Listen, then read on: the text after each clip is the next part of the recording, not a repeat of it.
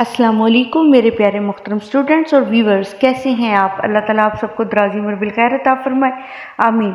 सबसे पहले आप सबसे गुजारिश, दुरूद पढ़िए, दुनिया के साथ साथ आखिरत में भी भला ही भला है।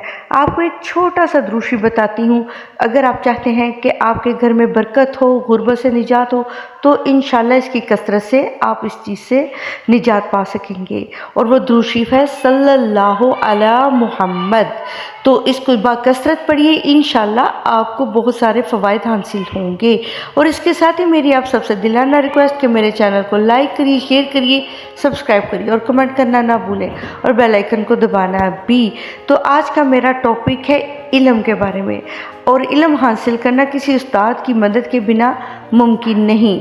तो इसलिए इल्म हासिल करने के साथ साथ एक उस्ताद का एहतराम हम सब पर वाजिब है। इंसान के लिए इल्म के मायने का जानना भी ज़रूरी है। इल्म के मायने है जानना और वाकफियत के हैं। इंसान इल्म की वजह से अशरफुल मखलूक़ात कहलाता है। अल्लाह ताला ने इल्म की वजह से इंसान को बेहतरीन दिल और दिमाग अता किया। आज इंसान ने जितनी भी तरक्की की है वो इल्म की बदौलत होती है। और हमें इल्म सिखाने वाला उस्ताद कहलाता है। हमारा दीन हमें उस्ताद का एहतराम सिखाता है। हज़रत अली रज़ियल्लाहु तआला अन्हु फरमाते हैं, जिसने मुझे एक लफ्ज़ सिखाया उसने मुझे अपना ग़ुलाम बना लिया। और इसके साथ साथ आप जानते हैं सिकंदर आज़म, पूरी दुनिया को उसने फ़तह किया। वो बहुत बड़ा फातिहा था दुनिया का। उसने उस्ताद का नाम अरस्तू था। एक रोज़ लोगों ने सिकंदर आज़म से पूछा, आपको ज़्यादा काबिल इज़्ज़त अपना बाप लगता है या उस्ताद? तो सिकंदर ने फ़ौरन जवाब दिया, बाप की निस्बत उस्ताद को ज़्यादा काबिल एहतराम समझता हूँ, क्योंकि बाप ने मुझे आसमान से ज़मीन पर लाना और उस्ताद ने मुझे ज़मीन से आसमान तक पहुँचाया। तो है ना कितनी इफ़ेक्टिव बात और ज़बरदस्त। और इसके साथ मैं आपको एक बहुत ही अच्छा वाक़या सुनाती हूँ।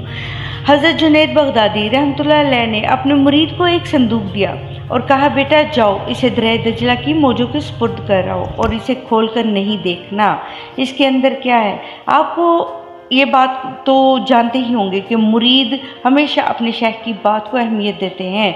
तो मुरीद ने वो संदूक अपने सर पर उठाया और दरिया दजला के किनारे पर पहुंच गया। और जो ही उसने संदूक को दरिया दजला में फेंका तो क्या मंजर देखा कि पानी फट गया और उसने अपनी रास्ता कुशादा कर लिया और संदूक को अपनी गोश में ले लिया। वापस पलटा तो अपने शेख की खिदमत में हाजिर हुआ। अर्ज़ की, हजूर अगर मेरी आंखें ये मंजर न देखती तो मैं आपसे सवाल कभी ना करता। मुझे बताइए संदूक में क्या था जिसके लिए पानी ने भी अपनी बाहें खोल दी? इसमें ऐसा क्या कीमती था जिसे ना देखने का आपने मुझे हुक्म दिया? और अगर कीमती था तो इसे फेंका क्यों? ये मुआयमा बन गया। चलो मैं तुम्हें बताता हूँ। इसमें मेरी 36 साल कमाई थी। वो एक किताब जिसको लिखने में मुझे 12 साल लगे और फिर इसकी नोक पलक को ठीक करने में मुझे मज़ीद 12 साल लगे।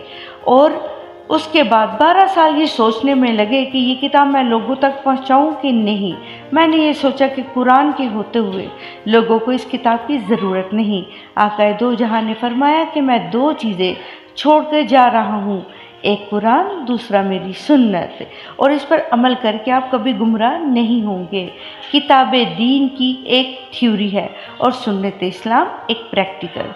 इसके साथ ही उस्ताद के बारे में आप सब जानते हैं कि उस्ताद अपने तालिबात को दुनिया में चलने में मदद देता है, हर तरह का इल्म सिखाता है और उठना, बैठना, चलना, फिरना, बातचीत करना और दुनिया और आखिरत की भलाइयाँ बताता है। हम सब पर वाजिब है कि हम अपने उस्ताद का एहतराम करें। और ये भी याद रखें हमेशा कि उस्ताद आपकी तरबियत करता है, आपको माँ बाप का अदब करने का सिखाता है। और ये बात याद रखिए कि एक उस्ताद के बिना दुनिया और आखिरत में तरक्की करना मुमकिन नहीं है। तो इसलिए इस बात पर तवज्जो फरमाएं।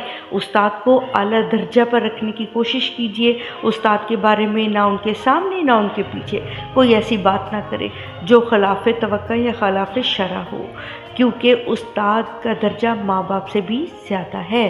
तो दीजिए इजाज़त, मिलते हैं अगली वीडियो में। अल्लाह हाफिज़।